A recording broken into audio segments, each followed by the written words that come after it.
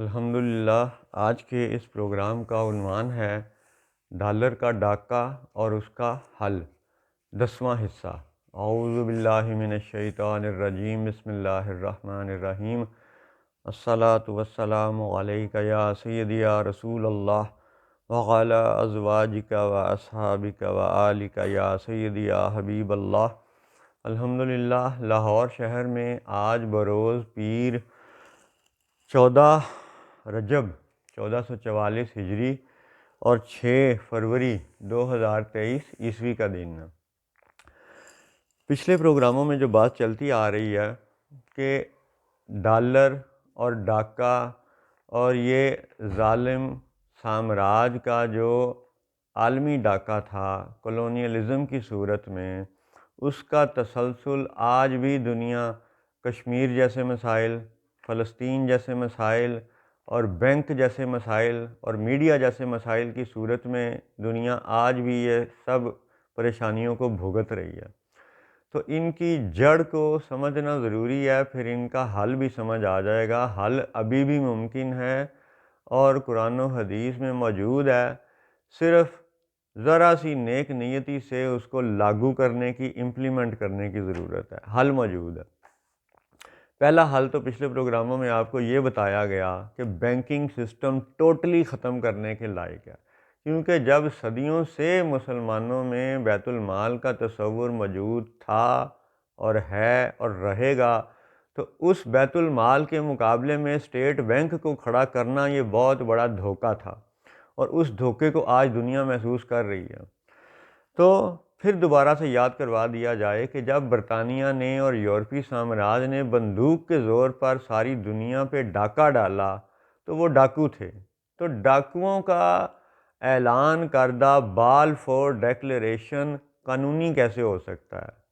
اور 100 سالہ جب جشن منایا گیا بال فور ڈیکلیریشن کا، تو وہ عرب حکمران جنہوں نے اس جشن میں شرکت بھی کی اور مبارکباد بھی دی، اور اس جشن کے موقع پر جو یروشلم کو اسرائیلی صہیونی ریاست کا دارالحکومت تسلیم کیا گیا، ان حکمرانوں کے ساتھ عرب کے حکمرانوں نے جو معاہدے اور دوستیاں کیں اور اب تک کرتے چلے آ رہے ہیں، اب یہ کوئی ڈھکی چھپی بات رہ نہیں گئی۔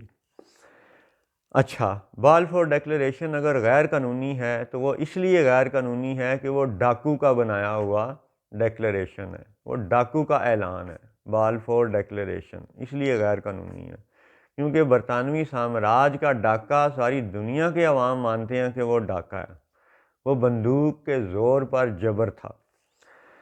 اب امریکی حکومت کے جو اسٹیٹ ڈپارٹمنٹ کے عقاب کی بات دوبارہ سے سن لیں کہ اس کے ایک پنجے میں اگر زیتون کی شاخ ہے اور دوسرے پنجے میں تیر ہیں 13، تو یہ ایک بڑا واضح پیغام ہے کہ بھئی تمہارے ہاں امن تب تک برقرار رہے گا جب تک تم ہم سے اسلحہ خریدتے رہو گے، کیونکہ یہ تیر اسلحے کی نشانی ہے، اسلحے کا ایک اظہار ہے۔ ابھی بھی آپ دیکھیں کہ MBS جو محمد بن سلمان سعودیہ عرب کا اس وقت وہ اگلا بادشاہ بننے کی کوششوں میں ہے، تو اس نے ایک ہی وقت میں اور خصوصی طور پہ بال فور ڈیکلیریشن کے فوری بعد 400 ارب ڈالر کا معاہدہ سائن کیا امریکی صدر ٹرمپ کے ساتھ۔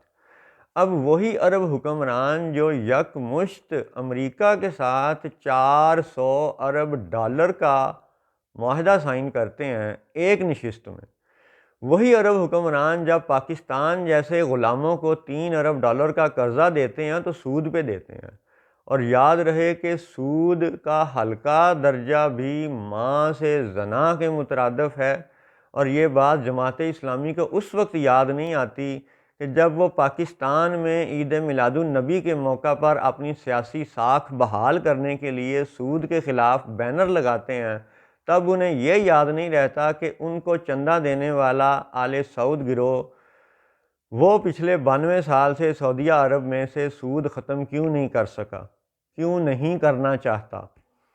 تو اب یہ بات کہ اللہ اکبر، سود اور بینکنگ سسٹم کا جو یہ گٹھ جوڑ مسلمان ملکوں میں بنا دیا گیا ہے، آپ خود سوچیں کہ جب بیت المال صدیوں سے موجود تھا تو پھر سودی بینکوں کی ضرورت ہی نہیں تھی. ٹھیک ہے، اب چلیں اور آگے چلتے ہیں کہ جب سعودی حکمرانوں نے پاکستانی حکمرانوں کو $3 ارب کا قرضہ انتہائی سخت شرائط پہ دیا اور انتہائی سودی شرطوں پہ دیا، تو کیا پنجابی زبان میں وہ جو میم الف نون غنہ ماں 3 حرف نہ کہلائے وہ؟ لا حول ولا قوت الا باللہ العلی العظیم. یعنی عرب حکمران بھی سود خور ہیں، اور یہ اب کوئی ڈھکی چھپی بات نہیں ہے. اور وہ جو بنی اسرائیل والے جو اس وقت بنی اسرائیل نام نہاد بنی اسرائیل جو بنی اسرائیل ہونے کا لبادہ اڑے ہوئے ہیں اور دراصل سے ہونی ہیں، اور دراصل اس سارے بینکنگ سسٹم کا وہ کرتا دھرتا ہیں. ٹھیک ہے، اس وقت ان کا جو یہ عقاب ہے، جو امریکی حکومت کا یہ عقاب ہے، وہ ایک طرف شاخ دکھاتا ہے، ایک طرف تیر دکھاتا ہے. تو اب آپ دیکھیں کہ ظاہری طور پہ زیتون دکھایا جاتا ہے، لیکن اس کا تعلق گندم سے ہے. گندم وہ رزق ہے جو ساری دنیا کھاتی ہے. دنیا کے شاید 8 ارب انسان ہیں تو شاید سارے ہی گندم کھاتے ہیں، اور زیتون تو 8 ارب نہیں کھاتے. بڑی مشکل سے ہی کوئی 1-1.5 ارب انسان ہوں گے اس دنیا کے جو زیتون کھاتے ہیں، جنہیں یہ اللہ کی نعمت نصیب ہوتی ہے. تو یہ اس لیے بات کی گئی کہ ان کی ہر بات میں دجل ہے. دجل اس طرح سے ہے کہ ابھی آپ دیکھیں کہ یوکرائن کا مسئلہ انہوں نے خود کھڑا کیا، اور اب یوکرائن کے بہانے ساری دنیا میں گندم کا بحران پیدا کر رہے ہیں. وہ جو دکھاتے زیتون ہیں، جو دکھاتے امن کی ٹہنی ہیں، اور یوکرائن جیسے اتنے چھوٹے سے ملک کے حوالے سے پوری دنیا میں گندم کا بحران دکھایا جا رہا ہے. لا حول ولا قوت الا باللہ العلی العظیم. یہی عرض کرنا بار بار مقصد ہے کہ جادو وہ ہوتا ہے جو سر چڑھ کے بولے، اور پھر عقل پہ ایسا پردہ پڑ جاتا ہے کہ پھر یہ نظر نہیں آتا کہ چین دنیا کی گندم کا بڑا پروڈیوسر ہے. بھارت میں بہت زیادہ گندم پیدا ہوتی ہے، اللہ کے فضل سے پاکستان میں بڑی شاندار گندم پیدا ہوتی ہے، بر اعظم امریکہ میں بڑی اچھی گندم پیدا ہوتی ہے. دنیا کے بڑے بڑے جو گندم کے پروڈیوسر ہیں ان سب کو میڈیا نے چھپا دیا ہے، کیونکہ میڈیا بھی ایک آنکھ کا ہی وہ دجل ہے. تو میڈیا نے اس وقت سب گندم کے بڑے پروڈیوسر کو چھپا دیا ہے، اور صرف یہ دکھایا جا رہا ہے کہ جی اگر یوکرین کی جنگ نہ رکی تو دنیا گندم کے بحران کا شکار ہو جائے گی، اور یہی ڈرامہ اس وقت پاکستان میں رچا ہوا ہے. تو کیا عقل یہ مانتی ہے کہ ہندوستان اور پاکستان جیسے، چین جیسے جو ہمسائے ہیں اور دنیا کی سب سے زیادہ گندم پروڈیوس کرنے والے یہ 3 ممالک ہیں؟ ٹھیک ہے، چین، بھارت، پاکستان ملا کے گندم کا سب سے بڑا جو سٹاک ہے وہ انہی 3 ملکوں کا ہوتا ہے. اور دجل یہ دیا جا رہا ہے کہ یوکرین سے جنگ نہ رکی تو ساری دنیا گندم کے بحران کا شکار ہو جائے گی. یہ ہے وہ دجل، یہ ہے وہ دھوکہ کہ دکھائی امن کی ٹہنی جاتی ہے اور گھونپا سینے میں تیر جاتا ہے، بلکہ پیچھے سے تیر مارتے ہیں تاکہ منافقت بھی ان کی وہ چھپی رہے. لا حول ولا قوت الا باللہ العلی العظیم. اسی طرح بینکنگ سسٹم کو، ڈالر کے دھوکے کو، برطانوی پاؤنڈ سٹرلنگ کو، کاغذ کی کرنسی کو، یہ سارے IMF کے نظام کو ترتیب دینے والے وہ نام نہاد بنی اسرائیل والے اصل میں سے ہونی ہیں. تو وہ اس وقت یہ دجل بھی دے رہے ہیں، بڑے عرصے سے دنیا کو یہ دجل دے رہے ہیں کہ بینکنگ سسٹم کے بغیر گزارا نہیں ہے جی. حالانکہ حقیقت یہ ہے کہ ساری دنیا اور بالخصوص بر صغیر یہ بینکنگ سسٹم کے بغیر انتہائی امیر تھا. بہت شاندار پرسکون خطہ تھا یہ.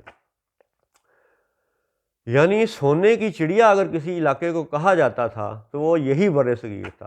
اور جب سے یہ بینکنگ سسٹم آیا ہے یہاں پہ وہ چڑیا دانے دانے کو ترس گئی ہے. یعنی یہاں کے لوگ بھوک کی وجہ سے اپنے بچوں کو قتل کرنے لگ گئے ہیں جب سے یہ بینکنگ سسٹم آیا. اللہ اکبر. تو بینکنگ سسٹم کا خاتمہ یہ فرض ہے، یہ نماز سے زیادہ بڑا اہم فرض ہے. اب رہ گیا اس پہ فتوے اور آیتیں، انشاءاللہ پروگراموں میں پہلے بھی پیش کی گئیں، آئندہ بھی پیش کی جائیں گی۔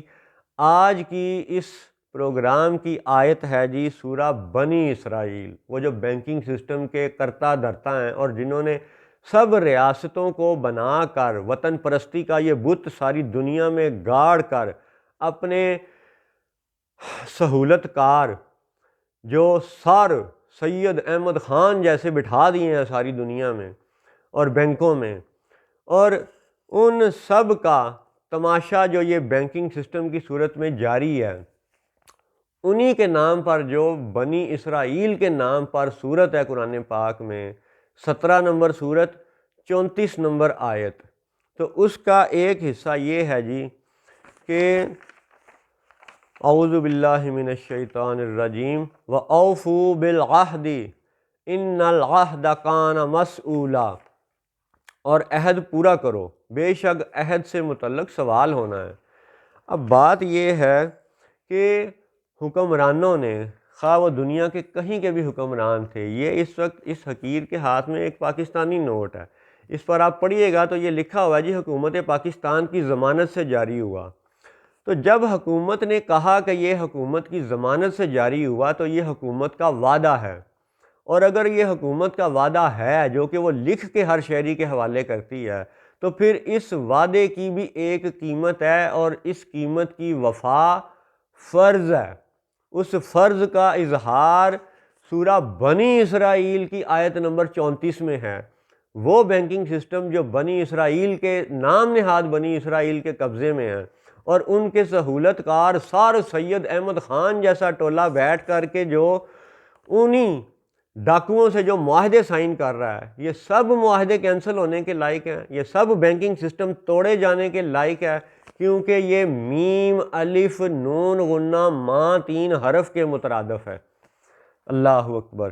اب آپ دیکھیں کہ جب ایک حکمران نے یہ کرنسی جاری کی اور عوام کو ایک وعدہ دے دیا، اس کی ایک قیمت مقرر تھی، تو آج بھی الحمدللہ جزیرہ ٹرینیداد جو کہ وینزویلا کے قریب ایک جزیرہ ہے، وہاں پہ ایک معروف عالم دین عمران نظر حسین صاحب الحمدللہ آج بھی زندہ ہیں۔ انہوں نے بتایا کہ وہ 1960 کی دہائی کے شروع میں پاکستان کراچی میں پڑھتے تھے، اس وقت ڈالر اور روپے کی پیرٹی کوئی 2 روپے کے قریب تھی، تو آج وہ 300 روپے کے قریب آ چکی ہے۔ تو یہ وہ انفلیشن اور کرنسی ڈی ویلیویشن کا ڈاکہ ہے کہ جب 1960 میں اگر یہ 2 روپے کی پیرٹی تھی تو آج یہ 300 کے قریب یورو کیوں چلا گیا، ڈالر جو ہے نا 250 سے اوپر کیوں چلا گیا۔ یہ پیرٹی کا چینج ہونا، یہ انفلیشن، یہ کرنسی ڈی ویلیویشن، یہ سب بھی تو حکومتوں کے وہ وعدے ہیں جو انہوں نے وفا نہیں کیے، یہ حکومتوں کے وہ وعدے ہیں جو انہوں نے توڑ دیے، اور قرآن و حدیث میں سے یہ ثابت ہے کہ عہد کا پورا کرنا لازم ہے، اور اس عہد کا پورا کرنا حکمرانوں پر لازم ہے۔ یہ عوام کے بس کی بات نہیں ہے، عوام سے اس کا سوال نہیں ہوگا۔ اسی بات میں وہابی عقیدے کا بھی رد ہے کہ جی سب انسان برابر نہیں ہوتے۔ انفلیشن اور کرنسی ڈی ویلیویشن کا جو ڈاکہ ہے، اس ڈاکے کے جواب دہ حکمران ہے، عوام نہیں ہے۔ اس لیے یہ جو عہد ہے، اس عہد کی وفا سب انسانوں پر برابر نہیں ہے، یہ حکمرانوں پر فرض ہے۔ یہ ایک عہد ہے، حکومت کی ضمانت سے جاری ہوا، تو اس عہد کو جو حکمران پورا نہیں کر رہے وہ اللہ اور رسول کے بھی مجرم ہیں، اور وطن کے بھی مجرم ہیں، عوام الناس کے بھی مجرم ہیں، اور ان سب مجرموں کا خاتمہ کر کے بھی، بینکنگ سسٹم ختم کر کے بھی ہمارا گزارا پہلے سے بہتر ہو سکتا ہے، اچھا ہو سکتا ہے، بیت المال جیسے بلا سود کام کرنے والے اداروں کے ذریعے ہو سکتا ہے، ممکن ہے۔ اگلے پروگراموں میں انشاءاللہ آپ کو مزید اس کی وضاحت پیش کی جائے گی کہ انفلیشن اور کرنسی ڈی ویلیویشن بذات خود ڈاکہ ہے، اور اس ڈاکے میں سب حکمران شامل ہیں، کیونکہ یہ وہ سہولت کار ہیں جو سر سید احمد خان کی جناب علمیت کا لبادہ اوڑے ہوئے ہیں، اور پیچھے ان کے کون ہیں؟ وہ صہیونی جو یہودیت کا لبادہ اوڑے ہوئے ہیں اور دراصل سارے ہی اللہ رسول کے باغی ہیں، کیونکہ صرف حکمران ہونے کی کرسی پہ بیٹھنا یہ اہل حق ہونے کی نشانی نہیں ہوتی، کیونکہ فرعون بھی حاکم تھا اور حق والا نہ تھا۔ السلام علیکم ورحمۃ اللہ وبرکاتہ۔